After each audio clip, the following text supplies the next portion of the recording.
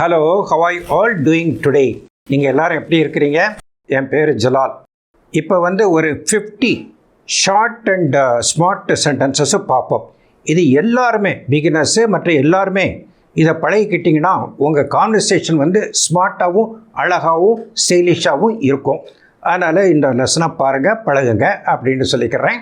Let's get started.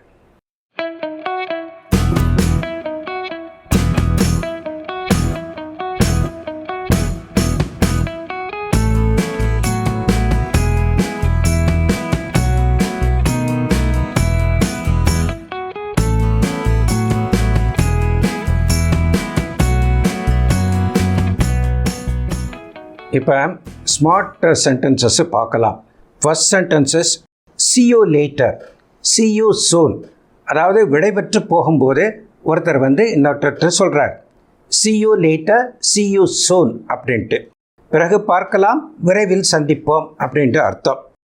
we'll catch up later அப்படி கூட சொல்கிறாங்க. இது it's very common in corporate sector companies, MNC companies. we'll catch up later, விட்டதை பிடிப்போம் அப்படின்ட்டு. பேசுகிறதுக்கு டைமில் அவசரமாக போய்கிட்டு இருக்கீங்க, பார்த்துட்டீங்க, அது பிறகு விடைபெற்று போகிறீங்க. வில் கேட்ச் அப் லேட்டர் அப்படின்ட்டு. Next sentences have a nice day. It's a very nice way of saying. When you ரெண்டு பேர் மீட் பண்ணி விடைபெற்று போகும்போது ஹாவ் அ நைஸ் டே அப்படின்ட்டு விஷ் பண்ணலாம். ஹாவ் அ நைஸ் டே, இன்று இனிய நாளாக இருக்கட்டும் அப்படின்ட்டு. So have a safe journey. ஒருத்தர் வழி அனுப்ப போகிறீங்க, ஸ்டேஷனுக்கு போகிறீங்க இல்லாட்டி ஏர்போர்ட்டுக்கு போகிறீங்க, அப்போ சொல்கிறீங்க ஹாவ் அ சேஃப் ஜேர்னி அப்படின்ட்டு. உங்கள் பயணம் பாதுகாப்பாக இருக்கட்டும் அப்படின்ட்டு விஷ் பண்ணுறீங்க. அதுக்கு அடுத்த sentence please carry on, please carry on. நீங்கள் போங்க, இப்போ நீங்கள் தொடரலாம் அப்படின்ட்டு. நீங்கள் போங்க அப்படின்ட்டு, அடுத்து போங்க அப்படின்ட்டு. ஸோ ப்ளீஸ் கேரி ஆன் அப்படின்னு சொல்லலாம். அதுபோல் please go ahead. Please go ஹெட்னா ஒரு பெர்மிஷன் கொடுக்குற மாதிரி. ஸோ நாங்கள் போட்டுமான்னு கேட்குறாரு, இல்லாட்டா அதை செய்யட்டுமா அப்படின்னு கேட்குறாரு ஒருத்தர். நீங்கள் பெர்மிஷன் கொடுக்குறீங்க, ப்ளீஸ் கோ ஹெட் அப்படின்னு சொல்கிறீங்க. ஸோ அது நல்ல வார்த்தை, ப்ளீஸ் கோ ஹெட் அப்படிங்கிறது. அதுக்கப்புறம் please do me a favour. Please help மீன்னு சொல்லலாம், எனக்கு ஒரு உதவி செய்யுங்கன்னு சொல்லலாம். ஆனால் இப்படியும் சொல்லி பழகணும். Please do me a favour அப்படின்ட்டு, தயவுசெய்து எனக்கு ஒரு உதவி செய்யுங்கள் அப்படின்ட்டு. அதுக்கு பிறகு please give me a hand. Please give me a ஹேண்டுனா ஒரு கை கொடுங்களேன். ஒரு கஷ்டமான பொருளை, ரொம்ப வெயிட் உள்ள பொருளை தூக்குறீங்க, அப்போ please give me a hand அப்படின்னு சொல்கிறீங்க. எனக்கு கொஞ்சம் ஒரு கை கொடுத்து உதவுங்களேன் அப்படிங்கிறதுக்கு please give me a hand அப்படின்னு சொல்லலாம். அதுக்கடுத்து please give me a break அப்படின்ட்டு. ஒருத்தன் இரிட்டேட் பண்ணிக்கிட்டு இருக்கான், உங்களை அனாய் பண்ணிக்கிட்டு இருக்கான், எரிச்சலாக இருக்குது. அப்போ நீங்கள் சொல்கிறீங்க please give me a break அப்படின்ட்டு. போது நிறுத்துப்பா அப்படின்னு சொல்கிறீங்க. ஸோ அதுக்கு தான் please give me a break அப்படின்ட்டு. போதும்ப்பா, இதோட நிறுத்திக்கோ அப்படின்ட்டு. Please give me a break. அது ரிலாக்ஸ், நிதானமாக இருங்க, டென்ஷன் ஆகாது, நிதானமாக இருங்க, ரிலாக்ஸ் ரிலாக்ஸ் ரிலாக்ஸுங்கிறது நல்லா சொல்லலாம். ஸோ அது பிறகு please bear with me. Please excuse me, I am sorry அப்படின்னு சொல்கிறது போல, கொஞ்சம் மிஸ்டேக் ஆகிப்போச்சு, ஐ எம் சாரி அப்படின்னு சொல்கிறது போல ப்ளீஸ் பேர் வித் மீ அப்படின்னு சொல்லலாம். அதுவும் ஒரு நல்ல வேர்டு தான், என்னை பொறுத்து கொள்ளுங்கள் அப்படின்னு அர்த்தம். ப்ளீஸ் பேர் வித் மீ அப்படின்ட்டு. அதுக்கப்புறம் இட்ஸ் ட்ரூ, ட்ரஸ்ட் மீ. இப்போ நான் சொன்னது சரிதான், நீங்கள் என்னை நம்பணும். It's true, please trust me அப்படின்னு சொல்கிறீங்க. அது உண்மைதான், என்னை நம்பு அப்படின்னு சொல்கிறீங்க. இட்ஸ் ட்ரூ, ட்ரஸ்ட் மீ அப்படின்னு சொல்கிறீங்க. அப்புறம் இட்ஸ் கிரேசி, இது பைத்தியக்காரத்தனமாக இருக்குது, இட்ஸ் கிரேசி அப்படின்னு, கிரேசி அப்படின்ட்டு. அப்போ ஃபேபுலஸ், ஃபேபுலஸ்னால் ரொம்ப அற்புதமாக இருக்கே அப்படின்ட்டு. ஃபேபுலஸ், நீங்கள் பேசும்போதே ஒன்று நல்லா இருந்துச்சுன்னா அதை அப்ரிஷியேட் பண்ணலாம். ஃபேபுலஸ் அப்படின்னு சொல்லலாம், இல்லாட்டா ஃபேப் அப்படின்னு கூட சுருக்கமாக சொல்கிறாங்க கான்வர்சேஷனல் இங்கிலீஷில். ஃபேபுலஸ் இல்லாட்டா ஃபேப் அப்படின்ட்டு. அப்புறம் அமேசிங் இட் இஸ். அமேசிங்னா ரொம்ப அற்புதமாக இருக்குது அப்படின்ட்டு. ரெண்டும் ஒரே அர்த்தம் தான், ஃபேபுலஸ் அமேசிங் எல்லாம். டிஃப்ரெண்ட் அக்கேஷனில் டிஃப்ரெண்ட்டாக நீங்கள் யூஸ் பண்ணலாம். அமேசிங் அப்படின்ட்டு, ரொம்ப அற்புதமாக இருக்குன்ட்டு. ஆசம், ஆசம் கூட சொல்லலாம், அது ஒரு நல்ல வேர்டு தான். ஸோ இப்படி ஃபேபுலஸ், அமேசிங், ஆசம் அப்படின்ட்டு சொல்லி பழகுங்க. உங்கள் இங்கிலீஷு கொஞ்சம் நல்லா இருக்கும், மற்றவங்க அப்ரிஷியேட் பண்ணுற மாதிரி இருக்கும். ஆசம் அப்படின்னு சொல்லலாம். அப்புறம் out of the world. Out of the வேர்ல்டுனா இந்த உலகத்துக்கு அப்பாற்பட்டது, அவ்வளோ அழகாக இருக்குது, அவுட் ஆஃப் த வேர்ல்டாக இருக்குது. She is so beautiful out of the world அப்படின்ட்டு, உலகத்துக்கு அப்பாற்பட்டதாக இருக்குது அப்படின்ட்டு, அவுட் ஆஃப் த வேர்ல்டு அப்படின்னு கூட சொல்லலாம். ரொம்ப அப்ரிஷியேட் பண்ணணும்னா அப்படி கூட சொல்லலாம். அப்புறம் இட்ஸ் ஹாரிபிள்னா இப்போ பாருங்கள், வெயில் இருக்குது, it's horrible, heat is horrible அப்படின்னு சொல்கிறீங்க. ஸோ இது பயங்கரமாக இருக்குது அப்படின்ட்டு, ஹாரிபிள் ஹீட் அப்படின்ட்டு, இட்ஸ் ஹாரிபிள் அப்படின்னு சொல்லலாம். இன்க்ரெடிபிள் நம்பவே முடியலையப்பா, இன்க்ரெடிபிள் அப்படின்ட்டு, நம்பவே முடியலை அப்படிங்கிறதுக்கு இன்க்ரெடிபிள் அப்படின்னு சொல்லலாம். இது ரொம்ப ஃப்ரீக்வெண்ட்டாக நேட்டிவ் இங்கிலீஷ் ஸ்பீக்கர்ஸ் இந்த வேர்டை யூஸ் பண்ணுறாங்க, இன்க்ரெடிபிள் அப்படின்ட்டு. அது பிறகு நெக்ஸ்ட் வேர்டு திஸ் இஸ் இன்செயின்னா பைத்தியக்காரத்தனமாக இருக்கே அப்படின்ட்டு. ஒரு பிளேயர் அருமையாக ஆடுறான், ஒரு ஷாட் அடிக்கிறான், அது அவுட் ஆஃப் த வேர்ல்டாக இருக்குது. திஸ் இஸ் இன்செயின் அப்படிங்கிற, இன்செயின்னா பைத்தியக்காரத்தனமாக இருக்குன்னு அர்த்தம். ஆனால் அதை அப்ரிஷியேட் பண்ணுறதுக்கு இப்படி கூட பண்ணலாம், பைத்தியக்காரத்தனமாக இருக்குது, எப்படி அடிக்கிறான் அவன் அப்படின்ட்டு, திஸ் இஸ் இன்செயின் அப்படின்ட்டு. ஸோ இந்த இன்க்ரெடிபிள் அண்ட் திஸ் இஸ் இன்செயின்ங்கிறதே நேட்டிவ் இங்கிலீஷ் ஸ்பீக்கர்ஸு ரொம்ப ஃப்ரீக்வெண்ட்டாக யூஸ் பண்ணுவாங்க. நீங்களும் சொல்லி பழகிக்குவாங்க. ஸோ இன்க்ரெடிபிள் அப்படின்னு சொல்கிறது திஸ் இஸ் இன்செயின்னா பைத்தியக்காரத்தனமாக இருக்குதுன்னு அர்த்தம். நெக்ஸ்ட் ஸோ ஸ்வீட், ஒரு குழந்தைய பார்க்குறீங்க, ரொம்ப அழகாக இருக்குது, அப்போ நீங்கள் சொல்கிறீங்க ஸோ ஸ்வீட் அப்படின்னு சொல்கிறீங்க, ஸோ ஸ்வீட் அப்படின்ட்டு.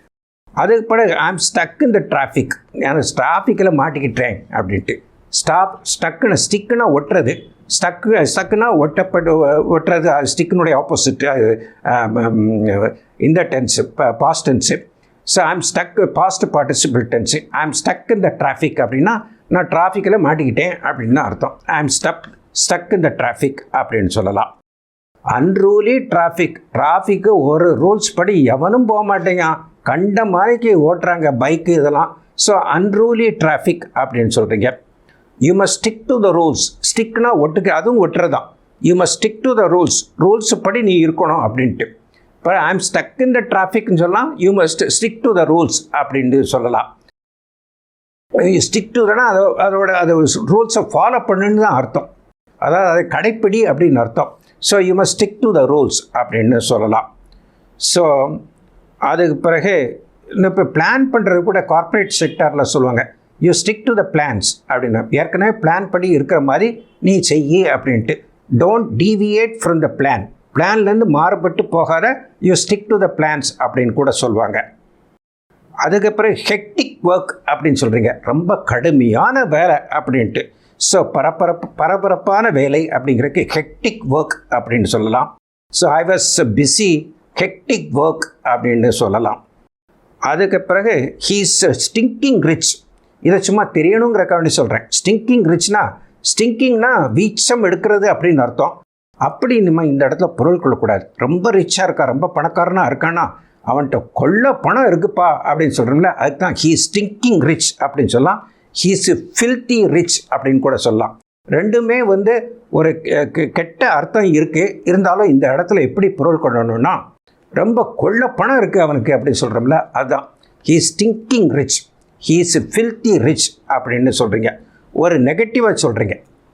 அதுக்கு பிறகு ஹீஸ் அபிஸ்மெலி புவர், ஹீஸ் புவர்னா ஏழையாக இருக்கான். அபிஸ்மெலினா ரொம்ப தாழ்ந்து கீழே இறங்கின அளவுக்கு, அதாவது மிகுந்த ஏழையாக இருக்கிறான் அப்படிங்கிறதுக்கு ஹீஸ் அபிஸ்மெலி புவர் அப்படின்னு சொல்லலாம். நெக்ஸ்ட் பெட்டர் லேட் தென் நெவர். ஸோ பெட்டர் லேட், நீ தாமதமாக வந்தாலும் பரவாயில்ல, வராமல் இருந்துடாத அப்படின்னு சொல்கிறது தான் பெட்டர் லேட். பெட்டர் லேட் தென் நெவர், வராமல் இருந்துடாத, தாமதித்தாலும் பரவாயில்ல அப்படின்ட்டு பெட்டர் லேட் தென் நெவர் அப்படின்னு சொல்லலாம். அதுக்கப்புறம் ஹீ ஸோ ரூடுனா முரட்டுத்தனமாக இருக்கிறது, ஹீ ஸோ ரூடு அப்படின்னு சொல்கிறீங்க. அப்போ ஸோ இரிட்டேட்னா எரிச்சப்படுத்துகிறான் அப்படிங்கிறது தான் ஹீஸ் இரிட்டேட்டிங், ஸோ இரிட்டேட்டிங் அப்படின்னு சொல்கிறீங்க. அப்புறம் he's a hard nut to crack. இதை பார்த்துக்கோங்க, ஹார்ட் நட் டு கிராக்னா என்ன அர்த்தம்னா, அவன் கடினமான ஆளுப்பா அப்படிங்கிறான், லேசுப்பட்ட ஆள் இல்லை அவன் அப்படின்னு சொல்கிறோம்ல, he's a hard nut to crack அப்படின்ட்டு.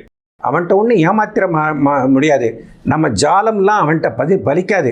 அவன் he's a hard nut to crack, லேசுப்பட்ட ஆள் இல்லை, ரொம்ப கடினமான ஆள் அப்படிங்கிறது தான், அப்படிங்கிறதுக்கு he's a hard nut to crack அப்படின்னு சொல்லலாம். அதுக்கப்புறம் ஹீஸ் அ நைஸ் சாப், சாப்ங்கிற ஆளுன்னு அர்த்தம். ஹீஸ் அ நைஸ் கை அப்படின்னு சொல்லலாம், ஹீஸ் நைஸ் சாப். சின்ன பையனாக இருந்தால் சாப்னு சொல்லலாம். ஸோ ஹீஸ் நைஸ் பையனா நல்ல பையன் அப்படின்னு சொல்லலாம், ஹீஸ் அ நைஸ் கை அப்படின்னு சொல்லலாம். சாப் கை அப்படிங்கிறதெல்லாம் யூஸ் பண்ணலாம்.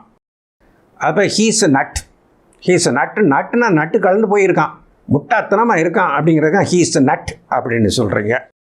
அப்புறம் it's damn cheap. Damn DAMN, damn டேம்னு அப்படின்னு சொல்லக்கூடாது. It's a damn cheap. சீப்னா ரொம்ப மலிவானதாக இருக்குது, விலை ஜாஸ்தி கிடையாது அப்படிங்கிறதுக்கு இட்ஸ் டேம் சீப் அப்படின்னு சொல்கிறீங்க. அப்புறம் இட்ஸ் டேம் காஸ்ட்லி. காஸ்ட்லினா ரொம்ப ஜாஸ்தியாக, டேம்னா ரொம்ப அன்னு அர்த்தம், மிகவும் அப்படிங்கிறதுக்கு அர்த்தம். இட்ஸ் ஸ்போக்கன் இங்கிலீஷில் சொல்லலாம். Damn cheap, damn costly. It's damn காஸ்ட்லினா ரொம்ப காஸ்ட்லியாக இருக்குது அப்படின்ட்டு. ஐம் டேம் டயர்ட், ரொம்ப டயர்ட் ஆகிட்டேன், ஐம் டேம் டயர்ட் அப்படின்னு கூட சொல்லலாம். டேம் டயர்ட்னா ரொம்ப டயர்ட் ஆகிட்டேன் அப்படின்னு சொல்லலாம். அதுக்கப்புறம் I'm dam hungry. I'm dam hungry, ரொம்ப கொடூர பசியாக இருக்குது அப்படின்ட்டு. ஸோ ஐம் டேம் ஹங்க்ரி அப்படின்னு சொல்லலாம். இட்ஸ் டேம் போரிங், ரொம்ப போர் அடிக்குதுப்பா இந்த ஒரு மூவி அப்படிங்கிறதுக்கு இட்ஸ் டேம் போரிங் அப்படின்னு சொல்லலாம். அப்புறம் don't be silly. Don't be chilli, ஏதோ ஒன்று சொல்கிறீங்க, அதுக்கு அவர் சொல்கிறாரு டோன்ட் பி சில்லி அப்படின்ட்டு, முட்டாத்தனமாக இருக்காத அப்படின்ட்டு டோன்ட் பி சில்லின்ட்டு. டோன்ட் பி சில்லின்னா ஒரு நீங்கள் முட்டாள் அப்படின்னு சொல்லலை, அதாவது முட்டாள்தனம் என்னப்பா இதெல்லாம் போய் சில்லி, இதெல்லாம் பெருசாக எடுத்துக்கிட்டு இருக்கியா டோன்ட் பி சில்லி அப்படின்னு சொல்கிறோம்ல, அதான் டோன்ட் பி சில்லி. இதெல்லாம் பெருசாக எடுத்துக்கிட்டு இருக்காத, அதெல்லாம் ஒன்றும் இல்லை அப்படின்ட்டு. ஸோ டோன்ட் பி சில்லி, ரொம்ப முட்டாள்தனமாக இருக்காத அப்படின்ட்டு. Don't be silly, don't B foolish, ரெண்டும் ஒரே மீனிங் தான். Don't be foolish. Don't be so stupid. So stupid. So chilli, foolish, stupid. Stupid இருந்தாலும் முட்டாள்தனமாக இருக்கிறது. ரொம்ப முட்டாள்தனமாக இருக்காதப்பா, எல்லோரும் நீ ஏமாற்றிடுவாங்க, கொஞ்சம் கேர்ஃபுல்லாக இரு. Don't be stupid, don't be silly. Don't be சில்லின்னா பேச் பாக்கில் சொல்லலாம். பேச் பாக்கில் ஒன்று சொல்கிறாருன்னா டோன்ட் பி சில்லி, இதெல்லாம் ரொம்ப இதாக செட்டப் பண்ணாத அப்படின்ட்டு. Don't be silly, don't B foolish, don't be stupid அப்படின்லாம் சொல்லலாம். அப்புறம் ஓ ஷியோர், நீங்கள் இதை வேலை செய்ய முடியுமா அப்படின்ட்டு கேட்குறாரு ஒருத்தர். அப்போ நீங்கள் அவருக்கு ஒரு அஷூரன்ஸ் கொடுக்குறீங்க, ஒரு நம்பிக்கையை கொடுக்குறீங்க. ஓ ஷியோர், கட்டாயம் செய்கிறேன் அப்படின்னு அர்த்தம். ஓ ஷியோர் அப்படின்ட்டு. பி அ குட் பாய் அப்படின்ட்டு சொல்கிறீங்க, நல்ல பையனாரு அப்படின்ட்டு. எப்படியும் சொல்லலாம், சின்ன பையன்ட்டையும் சொல்லலாம், பெரிய ஆள்கிட்ட கூட சொல்லலாம். பி அ குட் பாய், நல்ல விதமாக இரு அப்படின்ட்டு சொல்லலாம். Be a good bye. Just a minute please அப்படின்னு, கொஞ்சம் வெயிட் பண்ணுங்கள், ஜஸ்ட் அ மினிட் ப்ளீஸ் அப்படின்னு சொல்லலாம். ஜஸ்ட் அ செக் அப்படின்னு கூட சொல்லலாம். ஜஸ்ட் அ செகண்ட் அப்படிங்கிறதுக்கு செக் அப்படின்ட்டான். இது ஸ்போக்கன் இங்கிலீஷில் வரும். Just a minute please, just a check அப்படின்னு சொல்லலாம். அப்புறம் ஐல் பி ரைட் பேக், உடனே வந்துடுறேன். Right back, I'll be right பேக்னா உடனே திரும்பி வந்துடுறேன் அப்படின்னு அர்த்தம். அப்புறம் கமான் ஹரியப் அப்படின்னு சொல்கிறாங்க, ரொம்ப கொஞ்சம் விரைவாக செய்யி, சோம்பேறித்தனமாக இருக்காத, கமான் ஹரியப் அப்படின்ட்டு, வா சீக்கிரம் வா அப்படின்னு அர்த்தம். அப்போ well done, keep it up. Well done, keep it அப்னு ஒருத்தரை அப்ரிஷியேட் பண்ணலாம். ஒரு பையன் உங்கள் கஸ்ஸனோ இல்லாட்ட உங்களுக்கு தெரிஞ்ச பையனோ யாரோ நல்ல மார்க் எடுத்துட்டான், அப்போ நீங்கள் அப்ரிஷியேட் பண்ணுறீங்க, வெல் டன் அப்படிங்கிறீங்க. கீப் இட் அப் அப்படின்னா இதே மாதிரி அப்படியே நல்ல விதமாக இரு அப்படிங்கிறது தான் கீப் இட் அப் அப்படின்னு அர்த்தம். வெல் டன், கீப் இட் அப் அப்படின்ட்டு அப்ரிஷியேட் பண்ணலாம். I appreciate your help. Appreciate பண்ணுறேன்னா கொஞ்சம் நல்லா பேசலாம் அப்படின்னு அர்த்தம். அப்ரிஷியேட்டுக்கு 2-3 மீனிங் இருக்குது. இந்த இடத்துல எப்படி நான் சொல்கிறேன்னா, ஐ அப்ரிஷியேட் யுவர் ஹெல்ப்னா உங்கள் ஹெல்ப்புக்கு நான் ரொம்ப கிரேட்ஃபுல்லாக இருக்கிறேன், தேங்க்ஃபுல்லாக இருக்கிறேன், ஐ தேங்க்யூ வெரி மச் அப்படிங்கிறதுக்கு அப்படியும் மீனிங் இருக்குது அப்ரிஷியேட்டுக்கு. ஐ அப்ரிஷியேட் யுவர் ஹெல்ப் அப்படின்னு சொல்லலாம். ஸோ அப்படின்னு சொல்லலாம், உங்கள் உதவிக்கு நான் நன்றி உள்ளவனாக இருக்கிறேன் அப்படின்ற அர்த்தம். ஐ அப்ரிஷியேட் யுவர் ஹெல்ப் அப்படிங்கிறதுக்கு. தேங்க்யூ வெரி மச்னு சொல்கிறதுக்கு பிறகு இப்படி சொல்லலாம், ஐ அப்ரிஷியேட் யுவர் ஹெல்ப் அப்படின்ட்டு. அதுக்கு பிறகு ஹார்ட்டி கங்க்ராச்சுலேஷன்ஸ். ஒருத்தர் நல்ல மார்க் வாங்கிட்டாரு, இல்லாட்டா ஒரு ப்ரமோஷன் கிடச்சிருச்சு, இல்லாட்டா ஒரு லேடிக்கு நல்ல குழந்தை பிறந்திருக்கு, அப்போ நாங்கள் கங்க்ராச்சுலேட் பண்ணலாம், மகிழ்ச்சியை உங்கள் மகிழ்ச்சியை தெரிவிக்கிறதுக்கு. அப்படின்னா ஹார்ட்டி கங்க்ராச்சுலேஷன்ஸ் அப்படின்னா. ஹார்ட்னா இதயம், என்னுடைய இதயபூர்வமான வாழ்த்துக்கள், ஹார்ட்டி கங்க்ராச்சுலேஷன் அப்படின்னு சொல்லலாம். ஒருத்தர் இறந்து போயிட்டார், அவருடைய மகன்கிட்டையோ யார்கிட்டையோ சொல்கிறீங்க, ஹார்ட் ஃபெல்ட் கண்டோலன்சஸ்ன்னு சொல்கிறீங்க. கண்டோலன்சஸ்னால் இரங்கல் அப்படின்னு அர்த்தம். ஹார்ட் ஃபெல்ட்னா எனது இதயபூர்வமான இரங்கல்கள் அப்படிங்கிறீங்க. ஹார்ட் ஃபெல்ட் கண்டோலன்சஸ் அப்படின்ட்டு. இப்படி நம்ம 60 ஷார்ட் சென்டென்சஸ் பார்த்துட்டோம். இதெல்லாம் கிறிஸ்ப் அண்ட் ஸ்மார்ட் சென்டென்சஸ். இதை வந்து யூஸ் பண்ணி நீங்கள் பேசுனீங்கன்னா உங்கள் இங்கிலீஷ் ரொம்ப பியூட்டிஃபுல்லாக இருக்கும். அதனால் இதை கற்றுக்கோங்க அப்படின்னு சொல்லிக்கிறேன். இந்த லெசனுடைய டாக்குமெண்ட்டு கூட இந்த வீடியோக்கு கீழே நான் கொடுத்துருக்கேன் அந்த டிஸ்கிரிப்ஷன் பாக்ஸில். அதை கிளிக் பண்ணி எடுத்து வச்சு நீங்கள் பிரிண்ட் போட்டு கூட பார்க்கலாம். இது வந்து very very smart and short and sweet sentences அப்படின்னு சொல்லிக்கிறேன்.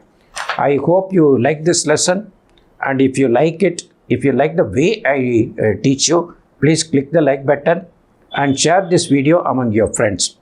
And to watch similar educational videos, please click the subscribe button to subscribe to my channel. Thank you very much and bye-bye.